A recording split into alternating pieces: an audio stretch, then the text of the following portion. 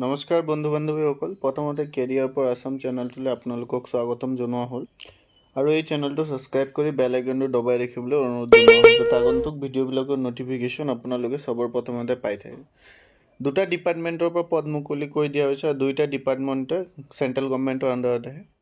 Application fees কিছুমানৰ ক্ষেত্ৰত আমি দেখিবলৈ পাইছোঁ আৰু কিছুমানৰ ক্ষেত্ৰত আমাৰ একেবাৰে এপ্লিকেশ্যন ফিজ নীল হৈছে। চ' বলক গোটেই ন'টিফিকেশ্যন দুটা কি আহিছে চাই লওঁ। তাৰ আগতে চেনেলটো ছাবস্ক্ৰাইব কৰি বেল আইকনটো দবাই ৰাখিব।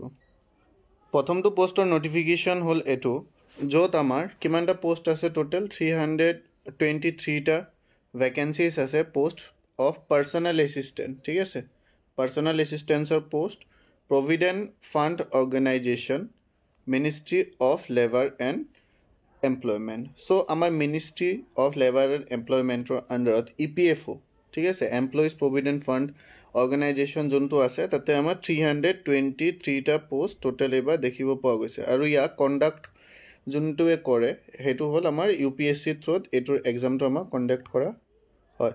চ' ইয়াতে এজ কি হয়, চেলাৰী কিমান হয়, সেইখিনি চাই লৈ এতিয়া আমি তলত ইয়াতে চাই লওক। আমাৰ ইয়াতে এজটো কি দি দিছে যে আপোনালোকৰ যদি আনৰিজাৰ্ভ কেটেগৰী হয় চ' আপোনালোকে 30 ইয়াৰ্ছলৈকে পাৰিব। তেনেকৈ 33 years for OBC, 35 years for ST SC and 40 years for specially abled person. ঠিক আছে, আৰু আপোনালোকৰ লোৱাৰ এজ 18 হ'ব লাগিব, তেতিয়াহে আপোনালোকে এপ্লাই কৰিব পাৰিব। আপোনালোকৰ কোৱালিফিকেশ্যন হৈছে আপোনালোকে যিকোনো গ্ৰেজুৱেশ্যন কৰিলেই হ'ল, তেনেকুৱা কোনো দৰকাৰ নাই যে BSc বা BCom বা BTech লাগিব। বাছ আপোনালোকৰ নৰ্মেল গ্ৰেজুৱেশ্যন লাগিব। আৰু আপোনালোকৰ এটা কি লাগিব, ইয়াতে চাওক এটা দি দিছে, আপোনালোকে ষ্টেন'গ্ৰাফি কৰ্চত পাৰিব, জানিব লাগিব। ষ্টেন'গ্ৰাফিৰ কোৰ্চ আপোনাৰ থাকিব লাগিব, তেতিয়া আপোনালোকে এপ্লাই কৰিব পাৰিব। কিন্তু আপোনালোকৰ যোনটো কম্পিউটাৰ মানে যোনটো আপোনাৰ এক্সাম হ'ব, তাতে আপোনাৰ কম্পিউটাৰতে দিয়া হ'ব, কোনো ষ্টেন'গ্ৰাফি মেচিন দি নিদিয়ে, অনলি অন কম্পিউটাৰ দি দিছে। ইয়াতে আপোনাৰ এক্সাম টোটেল হ'ব 300 মাৰ্কছৰ এক্সাম ইয়াতে আপোনালোকৰ কণ্ডাক্ট কৰা হ'ব, যোনটো কম্পিউটাৰ বেছড হ'ব। তাৰপিছত আপোনালোকৰ এক্সট্ৰাকৈ এটা কি থাকিব, কম্পিউটাৰ বেছড যোনটো আপোনালোকৰ টাইপিং থাকে, সেইটো এক্সাম এটা কণ্ডাক্ট কৰোৱা হ'ব, একেদিনাই সেইটো কণ্ডাক্ট কৰোৱা হয়। এপ্লাই প্ৰক্ৰিয়াৰ ফালে যদি চাই, ইয়াৰ এপ্লাই আপোনালোকৰ অলৰেডি চলিয়ে আছে, এপ্লাই আপোনালোকে বৰ্তমান চলি আছে। আৰু ইয়াৰ আপোনাৰ লাষ্ট ডেট যদি আপুনি চাব যায়, আপোনাৰ লাষ্ট ডেট দিয়া আছে 27/3/2024। আৰু এইটো চাওক এপ্লাই ষ্টাৰ্ট হৈছে আপোনাৰ 7 মাৰ্চ 2024 পৰা, আৰু লাষ্ট ডেট 27/2024 আপোনালোকৰ লাষ্ট ডেট ৰখা হৈছে। এপ্লিকেশ্যন ফিজৰ ফালে যদি আপোনালোকে চাই, অলপ তলৰ ফালে স্ক্ৰল কৰিলে আপোনালোকে দেখা পাব এপ্লিকেশ্যন ফিটো। এপ্লিকেশ্যন ফিটো ইয়াতে দি দিছে যে candidates except female SC ST person with benchmark disability candidates who are exempted from payment of fee. মানে আমাৰ SC ST আৰু ফিমেল বা আপোনালোকে ফিজিকেলি এবল্ড হ'লে আপোনালোকৰ কোনো ধৰণৰ ফিজ দিব নালাগে। আৰু আপোনালোকে যদি আনৰিজাৰ্ভ কেটেগৰী হয়, তেতিয়া আপোনালোকৰ অনলি 25 ৰুপিছে এটা জাষ্ট ফিজ দিব লাগিব ইয়াতে এপ্লাই কৰিবৰ কাৰণে। তো ইয়াৰ লাষ্ট ডেটটো দিয়া আছিল, আৰু বাকী ইয়াৰ অফিচিয়েল ন'টিফিকেশ্যনৰ মই লিংকটো দি দিম, আপোনালোকে তাৰ পৰা গৈ ইয়াতে এপ্লাই কৰি ল'ব পাৰে। যদি আপোনালোকৰ ষ্টেন'গ্ৰাফিক কোৰ্চ আছে তেতিয়ালৈকে নিশ্চয় এপ্লাই কৰি ল'ব, কাৰণ ইয়াতে আপোনালোকৰ কম্পিটিশ্যন নৰ্মেল ষ্টেন'গ্ৰাফিক কোৰ্চৰ ইমান দেখা পোৱা নাযায়, চ' কম হ'ব। আৰু ইয়াতে আপোনাৰ 300টা কুৱেশ্যন 300 মাৰ্কছ দিয়া হ'ব, 300টা কুৱেশ্যন 300 মাৰ্কছ দিয়া হ'ব। সেইখিনিও কেনেধৰণৰ কুৱেশ্যন হ'ব বলক মই দেখাই দিওঁ ইয়াতে ন'টিফিকেশ্যনত।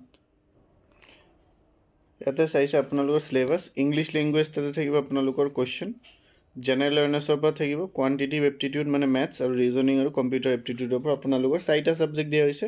ইয়াতে 300 marks 100% weightage will be accorded to the recruitment test. So' আপোনালোকৰ ইয়াৰ পৰাই 100% কি কৰাব, কেলকুলেট কৰা হ'ব।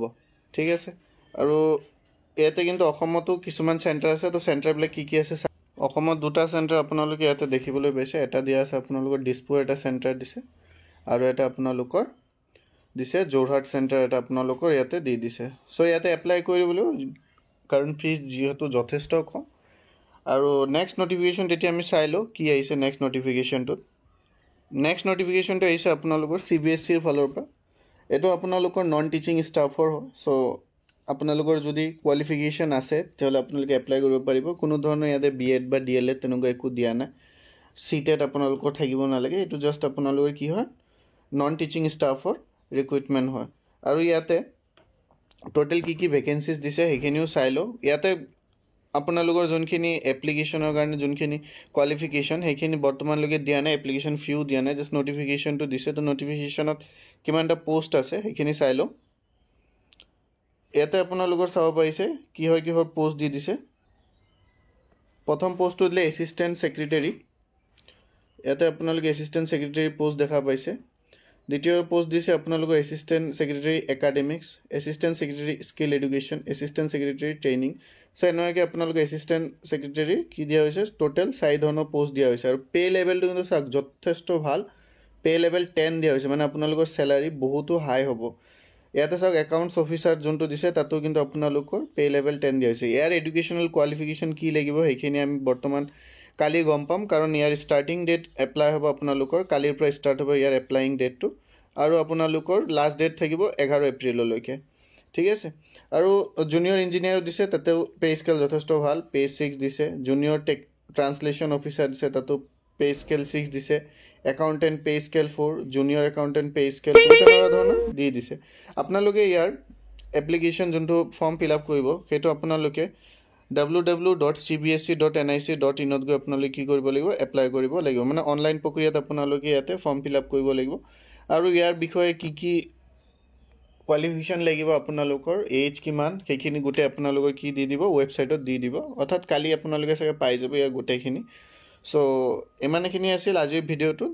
আৰু চেনেলটো ছাবস্ক্ৰাইব কৰি বেল আইকনটো দবাই ৰাখিব, যাতে আগন্তুক ভিডিঅ'বিলাকৰ নটিফিকেশ্যন আপোনালোকে পাই থাকে। দুইটা এডভাৰটাইজমেণ্টৰে নটিফিকেশ্যনৰ যোনটো লিংক সেইটো মই ডেছক্ৰিপশ্যনত দি দিম, তো আপোনালোকে তাৰ পৰা গৈ চাই ল'ব পাৰিব।